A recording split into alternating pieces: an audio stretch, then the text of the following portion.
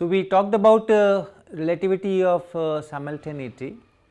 If two events are simultaneous in one frame, they need not be simultaneous in other frame, and one may precede the other, and the ordering of event can itself be changed when you are changing the frame. But if you have two events at the same position, two different events at the same position, then the time interval between them from all frames from wherever you see is related by our time dilation formula. Improper and proper time interval depends on which you say delta t, which you say delta t prime. You can write both ways. The essential part is that the proper time interval will be the smallest. The frame in which the two events are at the same position, time interval measured from that frame will be smallest. So, depends on which you call delta t prime, which you call delta t. In this particular case, this is the proper time interval and this is the improper time interval. The essential thing that I want to convey is that if delta t is positive, then delta t prime is also positive.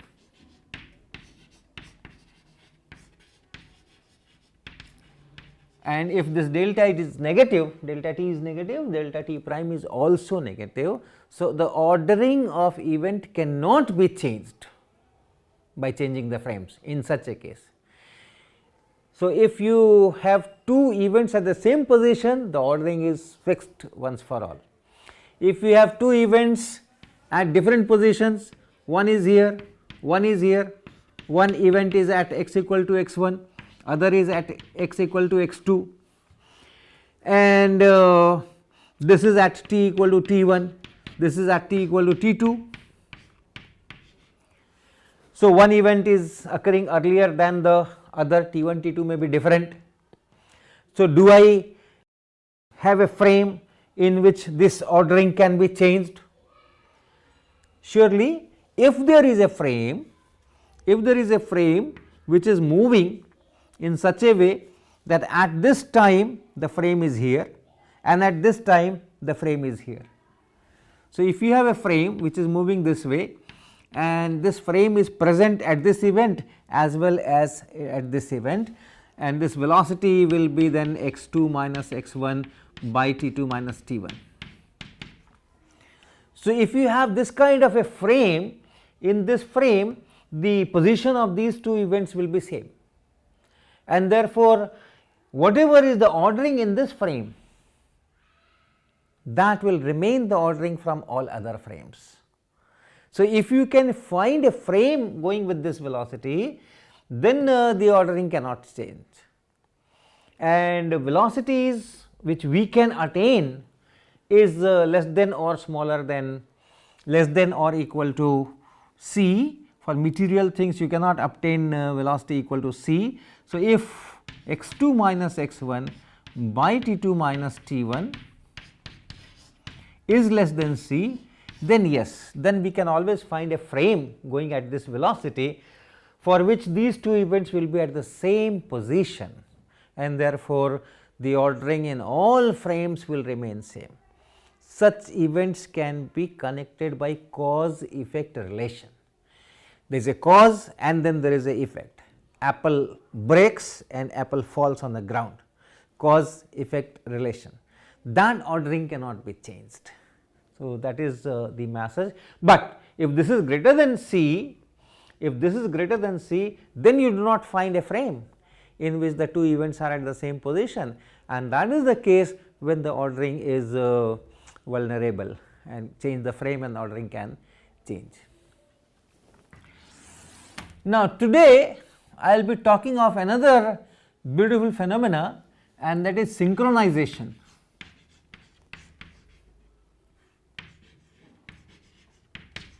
Synchronization of clocks.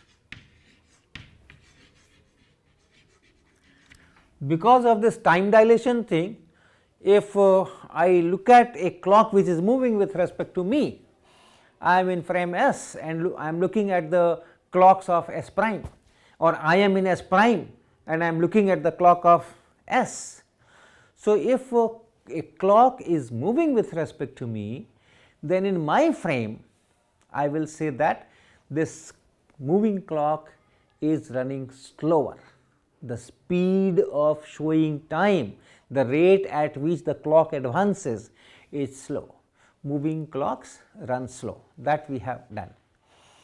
Now, this is slightly different phenomena, that okay, I am here, suppose I am here, this is frame S and I am sitting here on in this frame, and then I am looking at clocks of S prime. This is S prime frame, and then there are clocks, let us say this clock H C1, this clock H C2, everything is moving this way. So, what I find from here, what I find from frame S about C1, I find that C1 is running at a slower rate, it is showing time, it is advancing, the clock is advancing at a slower rate. How much slower? By that same factor, square root 1 minus v square by c square. So, with respect to my clocks fixed in S, I say that with respect to these clocks, it is running slower at the factor with the factor square root 1 minus v square by c square. What do I say about C2?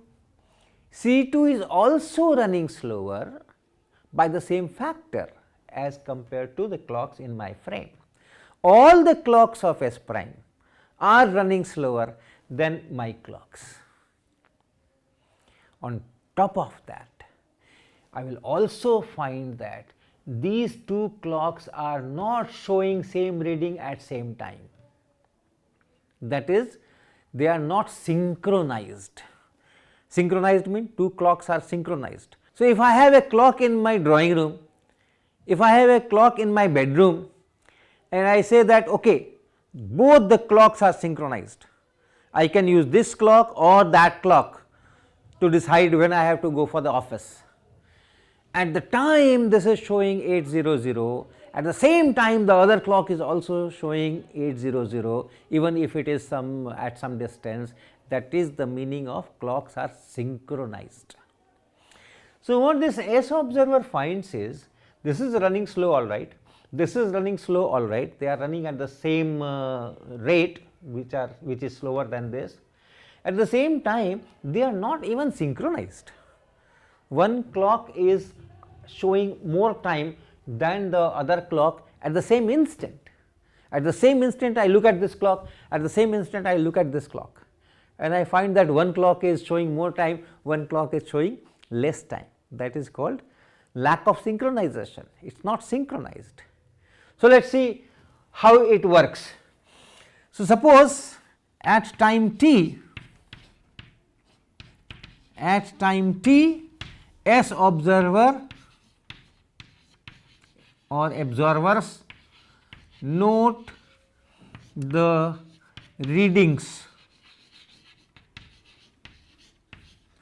on clocks C1 and C2. See that these are two events. These are two events. At time t, this clock is here, I am talking from S frame, this clock is here at this x, this clock is here, its position is here given by these coordinates, and the observer which is here notes the time shown on the clock C1, and this observer who is opposite this clock notes the time shown on this clock C2. Now, these are two events. So, let us analyze these two events. E1, S observer, there are several observers. So, some observer, S observer, some observer, because these events are occurring at different places. So, the legal mechanism has to be devised to look at these two at the same instant. So, one possibility is that this observer is ready, this observer is ready, and when the clock comes to him, he measures the time here, when the clock comes to him, he measures the time here, and they have already decided that at a particular instant t, he will see which clock is opposite him and measure time here, and this person will at the same instant, they have already decided that at the same instant this person will look at the clock reading whichever clock is in front of him. So, event 1 is that this observer notes the reading of this C1.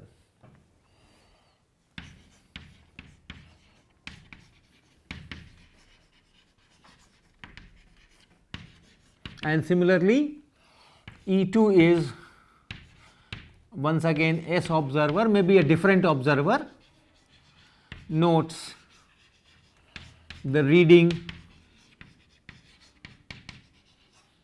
This is C1 and this is C2.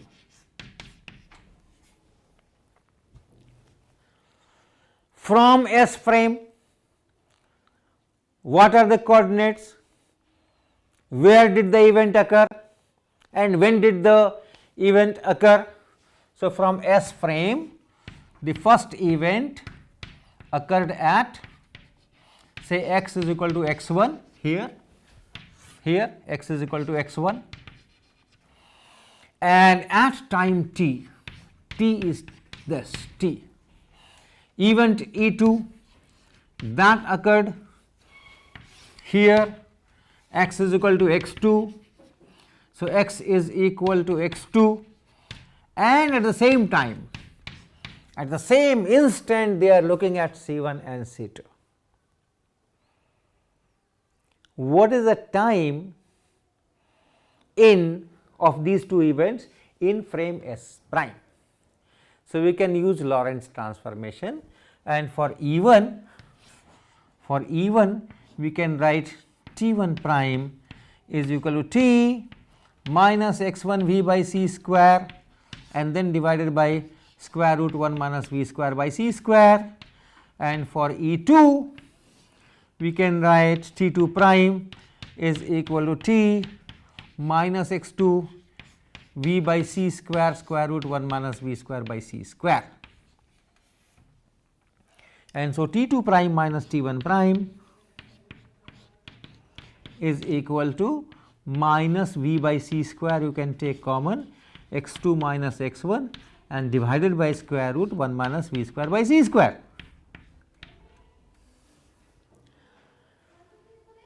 So, you see that T1 prime is not equal to T2 prime, and T1 prime and T2 prime are the time observed noted by these as prime observers of these two events E1 and E2. So, these are also the clock readings, that is the meaning of clock, the clock is meant for that. So, whatever is the time of event at a particular location, the clock there must show that time, that is why the clock is there, and hence the clock reading here is T1 prime, the clock reading here is T2 prime, and S observer notes that okay, this clock is showing T1 prime, although the time is T, but this clock is showing T1 prime, that is perfect. And this observer says okay, the time is T, but it is showing T2 prime, and the fact is that at the same instant these two clocks are showing two different times, T2 prime and T1 prime, and this is the difference.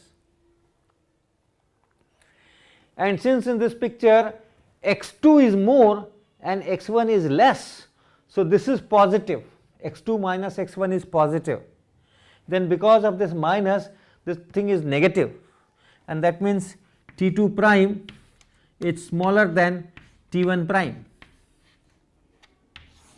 So, this clock here is showing a smaller time and this clock here is showing a larger time at the same instant t. So, for S frame, this C1 clock is ahead of C2 for all time, they are not synchronized. And the rule we will formulate that since the clocks are going towards right, this is the rear clock and this is the front clock. So, the rear clock is ahead of front clock, so it is opposite. In the motion, for this translation, this is the front and this is rear, this is ahead and this is behind. But for showing the time on the dial, it's other way, this is ahead and this is behind. So, we say that the rear clock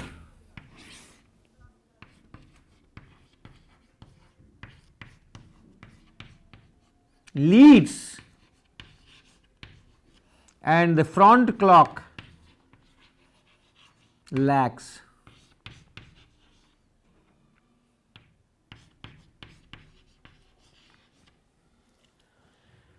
By how much? Here is the difference, and you can see what is x2 minus x1. x2 minus x1 is the separation between the clocks as measured from the frame S, and in S frame these clocks are moving. So, x2 minus x1 is the separation between these moving clocks, which should be less than the rest separation between these clocks. So, from S prime, if I ask, from S prime, what is the separation between C1 and C2? That is the rest separation. And from S1, I see that separation is x2 minus x1, that is the moving separation, moving length. And moving length is less and rest length is more, and the factor is once again that square root 1 minus v square by c square.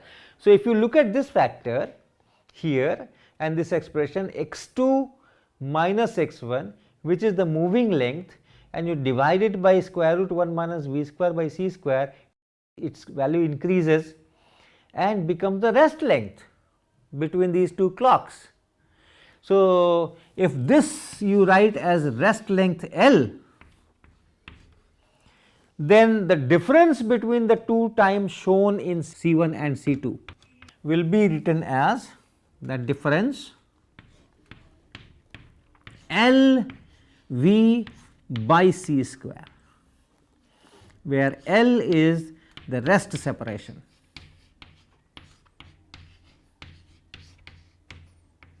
Between the clocks,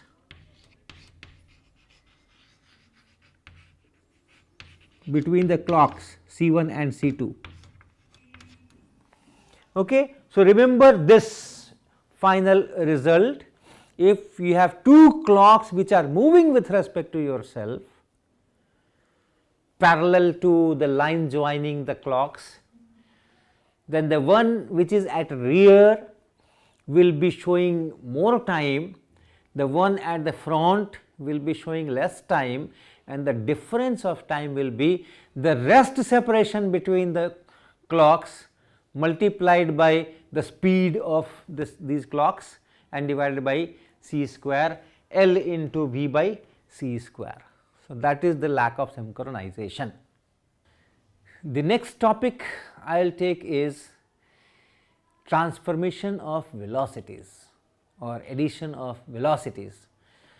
If you have two frames and you look at some object from this frame and the other frame, then how these two velocities and the frame velocity, they are related, that is under transformation of velocities. So, Galilean transformation we know very well. If I have two frames S prime and there is some object, then the velocity of the object with respect to S, velocity of the object with respect to S prime, and velocity of S prime with respect to S, just vector addition, simple.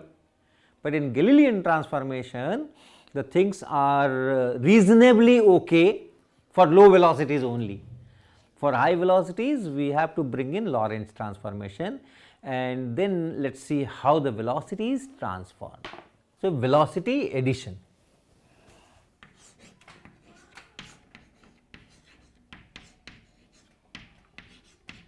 Or velocity transformation.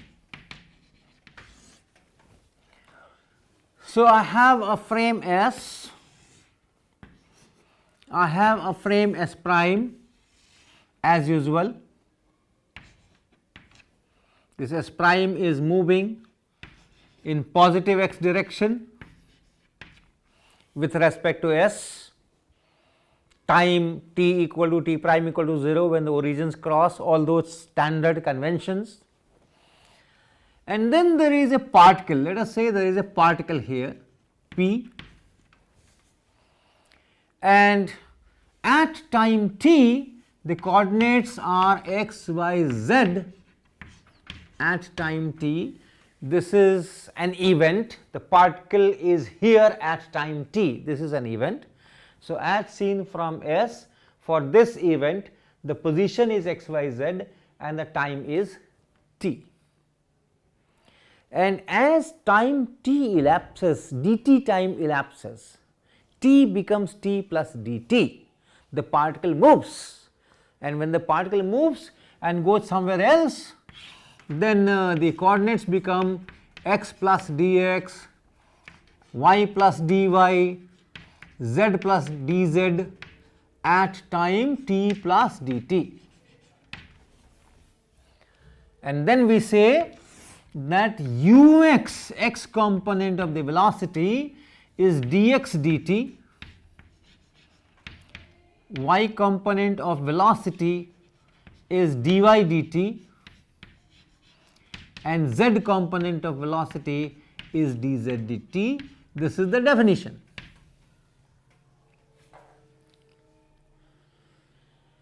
And same definition applies for S prime also. The same two events, this event P is here and then this event P is here. The description, if you ask from S prime, where did the event occur? There will be some position described by x prime, y prime, z prime. At what time P was here? That will be t prime. This event here, where did the event occur? So, S prime description will be x prime plus dx prime and so on.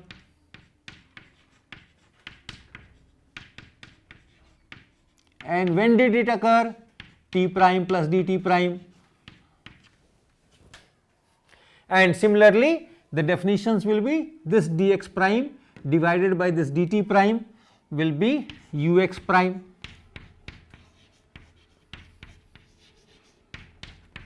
Uy prime is dy prime dt prime and uz prime is dz prime dt prime. And what we want to do, we want to write expressions for ux prime, uy prime, uz prime in terms of ux, uy, uz and the velocity v of the frame. So, we can start from Lorentz transformation equations for position. X prime is equal to x minus vt and then divided by square root 1 minus v square by c square. And from here you can write what is dx prime. I can, since this v is constant, it is the frame velocity, as time passes this v does not change. So, I can write this as x minus vt times gamma. Gamma is independent of time, gamma does not change with time. So, dx prime you can write, dx prime will be dx and minus v dt times gamma.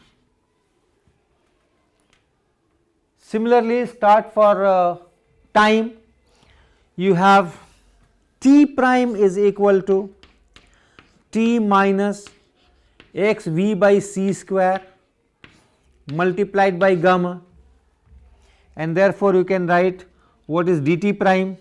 Dt prime will be equal to dt and minus dx v by c square. So, dx v by c square and times gamma.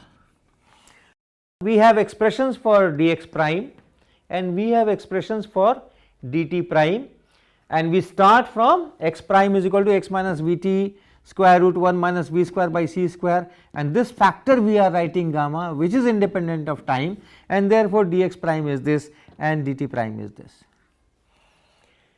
Now let us calculate what is this ux prime. So ux prime, which is dx prime dt prime, is equal to, here is dx prime, dx minus v dt times gamma. So dx minus v dt gamma, and here is dt prime, dt minus v dx over c square and times gamma. So cancel these two gamma first and divide numerator and denominator by dt. So what do you get? This is equal to dx dt minus v, this dt cancels out, we are dividing by dt. So dx dt minus v, and denominator also you have to divide by dt. So here it will become 1 and minus this v, and then this is dx dt, c square and dx dt, and this is dx dt is ux, dx dt is ux, so ux and minus v and divided by 1 minus this is ux v ux by c square. So that is one rule, ux prime is equal to ux minus v divided by 1 minus v ux by c square. In Galilean transformation you have ux prime is equal to ux minus v. So this is the new factor which is coming in. So you have this relation, remember this, we will be collecting these things. So this is one equation that we have obtained, ux prime is equal to this. What about uy prime, component of velocity in y direction? The position is same, y prime is equal to y. So y prime is equal to y, and therefore dy prime is equal to dy, but uy prime is not equal to uy, because uy prime is dy prime dt prime, uy prime is dy prime dt prime. So dy prime is this, but dt prime is not dt, dt prime we have written here, dt prime is here, dt and minus dx v by c square gamma. So this is dt and minus dx times v, or you can write v dx divide into gamma. This is dt prime, this is dt prime, dt minus v dx by c square times gamma. So uy prime is equal to dy prime dt prime, that is the definition of uy prime. In y direction, how much is the displacement? From y it has gone to y plus dy. So this dy dt is uy, component of velocity in y direction. So you have uy prime is dy prime dt prime, and that is equal to dy and divided by dt prime, that is dt minus v dx times gamma.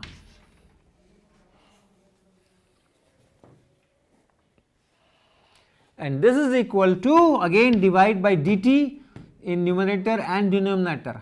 So you get dy dt here, and this becomes 1, and dx dt becomes ux. So v into ux by c square also. Dt prime is dt minus v dx by c square. So, it is this, and gamma here, okay, gamma here, and 1 by gamma will be square root of 1 minus v square by c square. So, I can write that factor here, 1 minus v square by c square.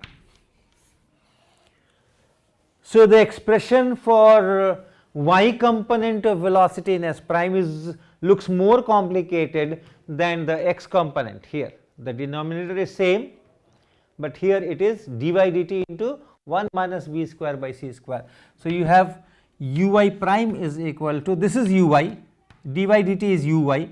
So, uy into square root 1 minus v square by c square and divided by 1 minus v ux and by c square. And of course, I do not have to do anything for u z prime, you know what it will be, u z prime will be similar expression. Okay, so, we can collect these things here.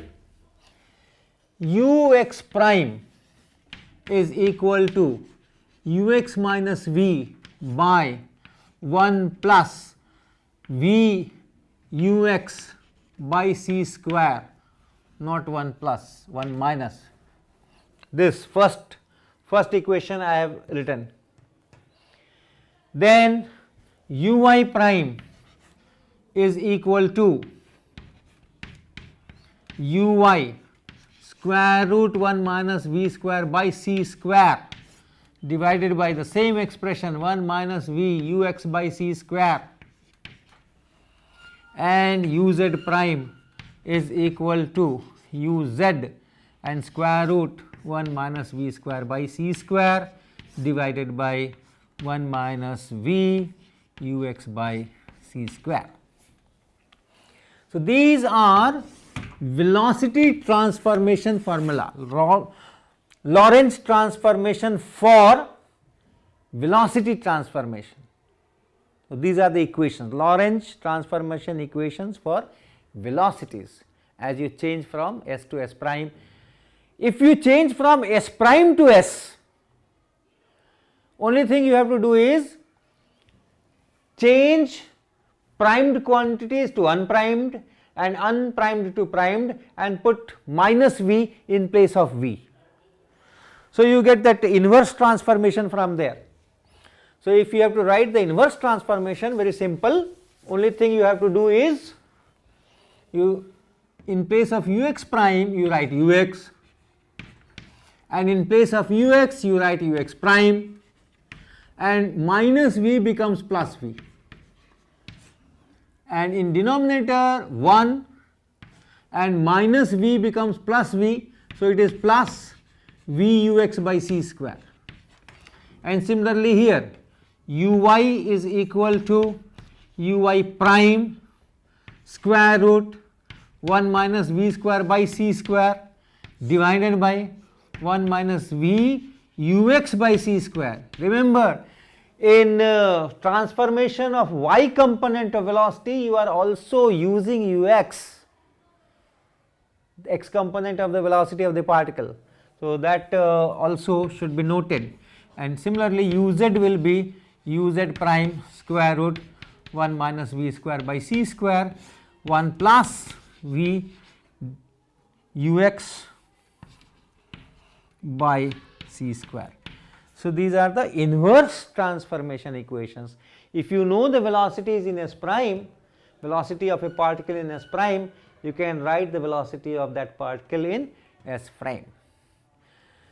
Okay, so we will stop here.